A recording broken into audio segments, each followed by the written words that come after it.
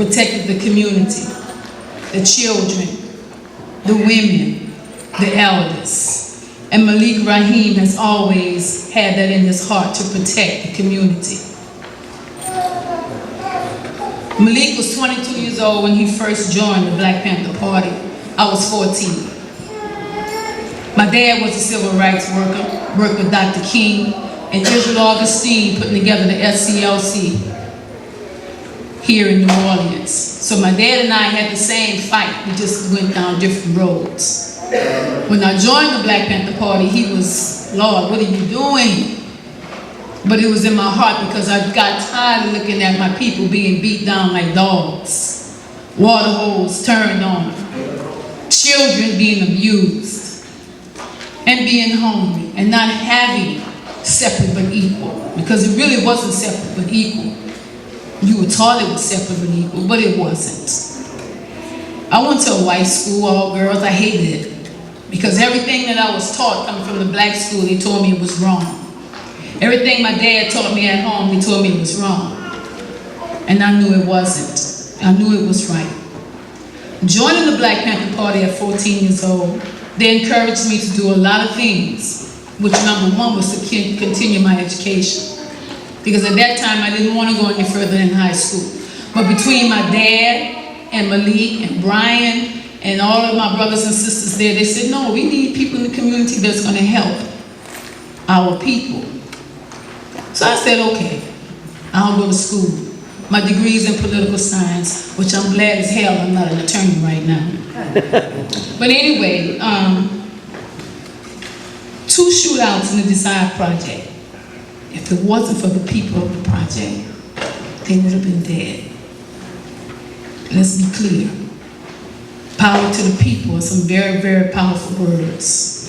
But you have to understand what power to the people mean and use that power as a people. I showed my children the other day the story of Dr. King. It's called The Witness, written by a reverend who was on the balcony with Dr. King. And I told my children in the classroom, don't you make a sound. Open your eyes and your ears and your mind and look at this film. You could hear a rat piss on cotton in that class. And after we had a discussion, saying that to say that our children are very important and our children have to be taught. I was taught as a young girl, even though I went a separate direction as my dad, I was taught as a young girl to know who you are from whence you came and from where you're going. Our children today don't know that because they're not being taught. You take an organization like the Black Panther Party who lies have been told on. Lies been told on us. We never killed nobody. We were killed.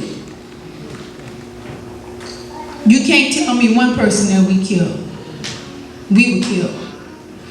The strongest organization in America who put together the free breakfast programs, who put together making sure that elders had a ride to their appointments. Free breakfast programs, free clothing programs, we put those programs together. But we do not get the credit.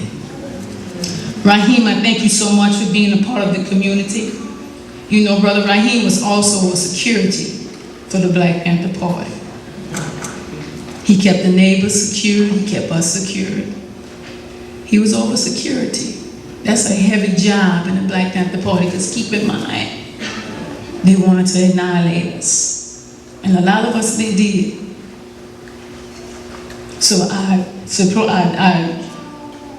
you know, you could have been too early at night when I call you out. But anyway, that's my guy, that's my dude. I want the brothers here to stand up, because these brothers, as a young girl on the street, I felt so secure with these brothers, even the sisters, because we had that camaraderie among us. So when we were on the street selling papers, and we were standing in front of Woolworths, which is no longer there, and we were going through the projects trying to educate people about who we were, I felt a sense of security with these brothers. And that's how I feel with black men, period. Nobody can't tell me nothing negative about a black man because I know how they are. They have problems, so do black women, so do white women, so do white men. Everybody's got problems. But you're not going to tell me nothing negative about my brothers. So I want these brothers right here to stand up. And for you guys, please give them a nice big round of applause.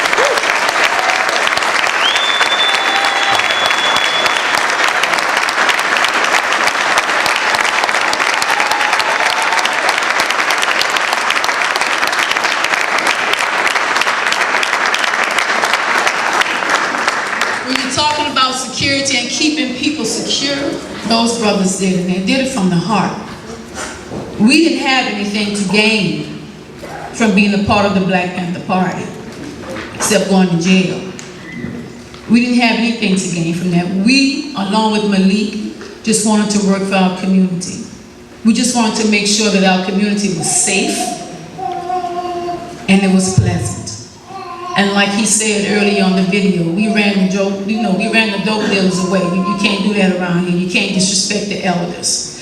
Those components are not there anymore. That speaks volume. Those components are no longer there. I'm asking you what you're going to do about it. How are you going to make it happen? And being a part of the Black Panther Party, I learned not just talk, but to make it happen. Dr. Clyde can tell you I'm a person, I'll make it happen. If I say I'm going to do it, I'm going to do it. So I pose it to you guys, what you going to do? How you going to make it happen? How are you going to take these monsters out of the school system that's not teaching our children? Especially about people like the Black Panther Party, who gave them what they have today. How are you going to do that? Besides just talking about it. What are you going to do? How are you going to make it happen? How are you going to hold the police accountable for the things that they do, and not just NOPD, but throughout the country for killing young black men? How are you going to hold them accountable? How are you going to make it happen? I pose that to you. Like I told my children the other day, I said, let me tell you something. I don't care how you spell a word. Don't ever use the word nigger around me. I don't care how you spell it. Look at these people on this film calling people niggers. You think they won't call it to you today? They do it all the time. So how are you going to hold yourselves accountable? What are you going to do to pick up the ball that we started rolling? Malik, congratulations. Dr. Clyde, you know, you have always presented positive African American people to our community, people that some folk have never even heard of before. I applaud you for that as well. You, Malik, for opening up the eyes to the community and making sure that the community have what they need to have to make it happen. Now it's on the community to make it happen. Thank you.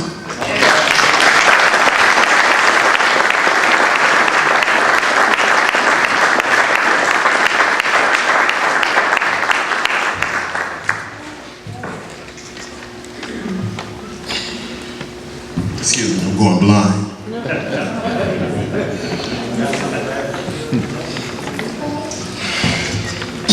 Good evening, everyone. Good evening, Baba. What's up? I told you I'm gonna get you tonight.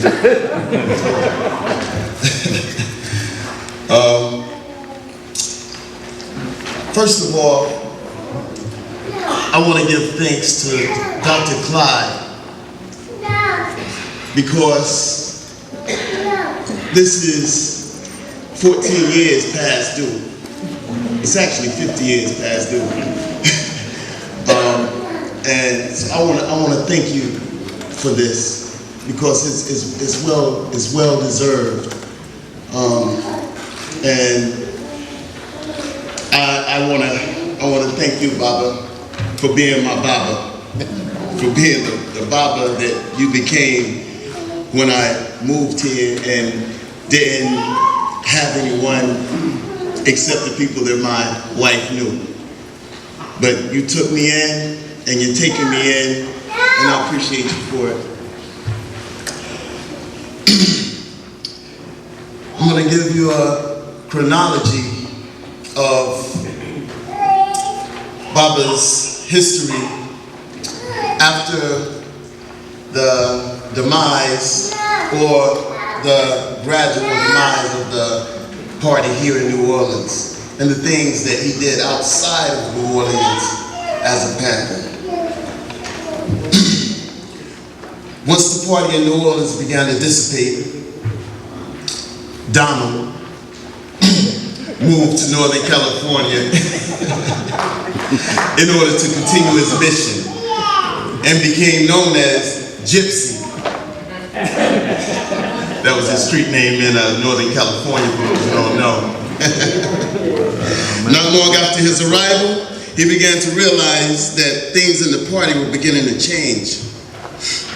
Most of the money that was once used for the programs were now going towards legal fees to help the many imprisoned comrades. In order to raise money to keep the party afloat, a lot of the members, including Gypsy, turned to the streets. It was then that he realized the very thin line between a gangster mentality and a revolutionary ideology. Illegal acts were being justified by claiming it was for the struggle, but in reality, the flashy lifestyle became addictive. Robbing, pimping, drug dealing took precedence over the struggle, but the implication was based on the revolution. Over time, Gypsy became bitter. He was bitter with his race because the people that he was risking his life for wouldn't stand up. He was bitter that middle-class blacks in Oakland caused Bobby Seale his bid for mayor by the slimmest of margins for no reason other than he was a Black Panther.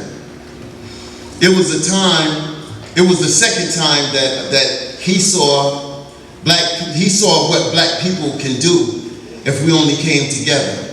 The first being Huey P. beating his murder case. It was a thing to see back then. I could only imagine. To be able to walk down the street and see Black Panthers everywhere from all over the country there to help with the mayoral campaign.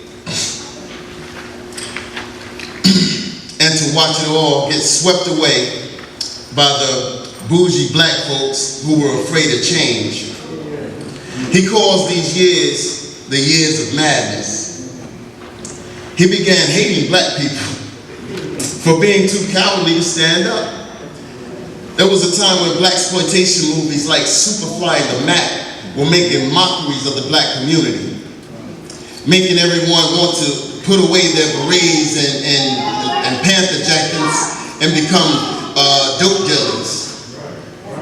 He saw Los Angeles, New Orleans, Oakland, all of these places lose to the allure of blaxploitation characters. This was the reverse psychology of COINTELPRO. They needed another excuse to continue pouncing down on our people. They changed the narrative from warring against the Panthers to a war on drugs. In 1976, the year of the bicentennial, is the year that Donald left the party. He watched as the Panther 21, Eldridge Cleaver, Elaine Brown, Bobby Seale, and many others were expelled from the party. The last straw was when Huey expelled brothers David and June Hilliard. The party went from trying to do what's right to only doing wrong. By that time, 2 of his brothers were incarcerated. His younger brother was killed, and he was on the run from the police. At the time when his younger brother was killed, his oldest brother was facing trial for multiple murders and was facing a death penalty with Stanley Tookie Williams in the same court, but different courtrooms. He watched his brother get a life sentence while Tookie was sentenced to death. He saw the example of how much the government fears and despises black organization. His brother had killed 3 people. 2 were murder for hire and got life, but Tookie, who had organized the Crips, was only charged with one murder and got the death penalty. He saw what the party had, and he saw what the Crips had, who themselves started out as a political organization that morphed into a gangster organization. Once again, he saw the thin line between the revolutionary ideology and the gangster mentality. In Los Angeles, he saw black men shooting at one another nonstop over colors, but would run like scared children when police would show up, never even considering aiming their guns against their oppressor, but would kill one another without a second thought. He saw men ruin innocent women's lives by addicting them to drugs in order to prostitute them for money. He fought for principles that were thrown back in his face, and he hated black people for it. But then he received a blessing in an unlikely way. He was caught and sent to prison. He firmly believes to this day that if he didn't go to prison, he would have gotten killed in the streets or would have died of a drug overdose. His blessings came in the form of fellow inmates. The first came from a cellmate not much older than him named James. He told Gypsy, "Look here, brother, at the rate you're going, the only thing that will beat you back to prison is the headlights of the damn bus." And he thought about those words while being transferred to Folsom Prison, but it didn't fully resonate.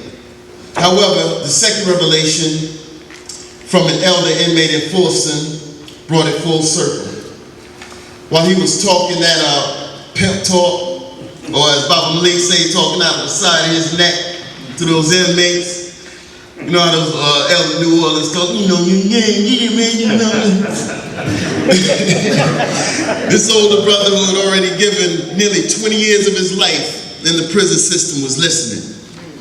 He pulled Gypsy to the side and said, "Young blood, I've been in this prison since 1958. Granted, this was in 77. And I've seen many niggas come in here like you, coming in and out of here talking that same crazy stuff you're talking. Young blood, if you put any kind of time into doing right that you put into doing wrong, you'll be on your feet." What was at this, what it was that this elder saw in Gypsy to pull him out of all those other inmates to the side to help him, who knows? It's got to be a blessing from the Most High. Gypsy listened to him, and the next day he made the decision that he was going to change his life back around and that he would never go back to doing drugs and selling dope. He made up his mind that he would never harm another black person behind drugs. He saw his mother's pain from seeing her sons incarcerated. His faith in his people was restored while he was incarcerated, and the experience helped mold him into the man that he is today. His first experience in the California penal system reignited the spark of love that he has for his people, especially his people being railroaded in the prison system. He knew that once he got out, he was going to be a voice for the voiceless once again. The Black Panther Party was no more, but the struggle continued. And as long as he was alive, the Panther ideology would live on. Once he was released, he never looked back, and he became an advocate for housing, prison reform, and social justice in America and abroad. Thank you again, Baba.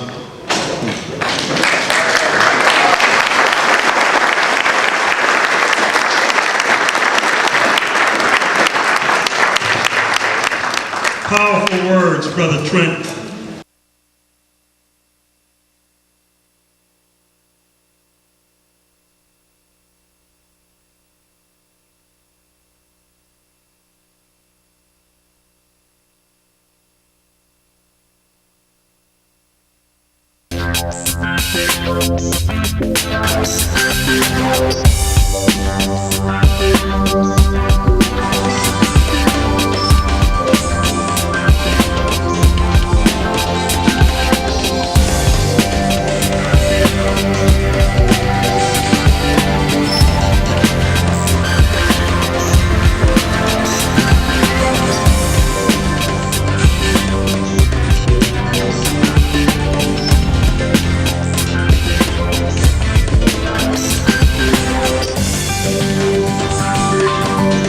Thank you.